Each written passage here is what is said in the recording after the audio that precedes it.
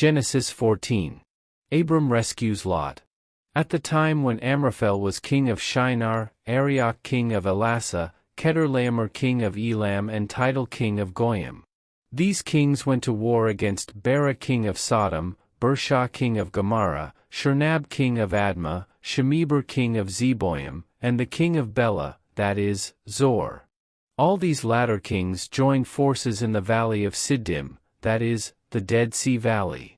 For 12 years they had been subject to Chedorlaomer, but in the 13th year they rebelled.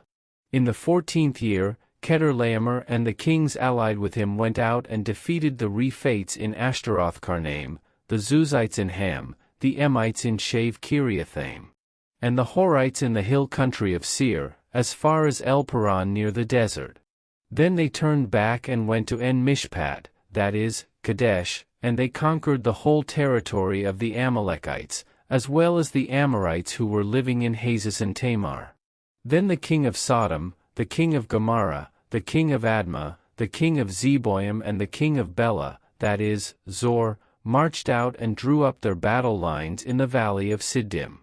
Against Chedorlaomer king of Elam, Tidal king of Goyim, Amraphel king of Shinar and Arioch king of Elasa, 4 kings against 5. Now the valley of Siddim was full of tar pits, and when the kings of Sodom and Gomorrah fled, some of the men fell into them and the rest fled to the hills. The 4 kings seized all the goods of Sodom and Gomorrah and all their food, then they went away. They also carried off Abram's nephew Lot and his possessions, since he was living in Sodom. A man who had escaped came and reported this to Abram the Hebrew. Now Abram was living near the great trees of Mamre the Amorite, a brother of Eshcol and Aner, all of whom were allied with Abram. When Abram heard that his relative had been taken captive, he called out the 318 trained men born in his household and went in pursuit as far as Dan. During the night Abram divided his men to attack them and he routed them, pursuing them as far as Hobah, north of Damascus. He recovered all the goods and brought back his relative Lot and his possessions, together with the women and the other people.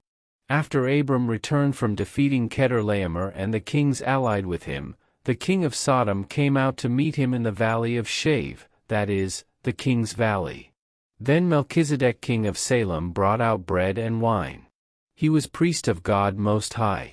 And he blessed Abram, saying, Blessed be Abram by God Most High, Creator of heaven and earth. And praise be to God Most High, who delivered your enemies into your hand. Then Abram gave him 1/10 of everything.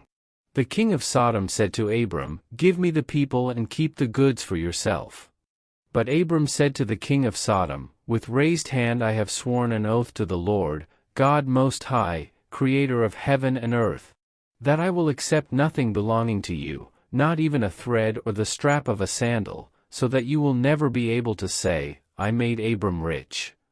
I will accept nothing but what my men have eaten and the share that belongs to the men who went with me, to Aner, Eshcol and Mamre. Let them have their share.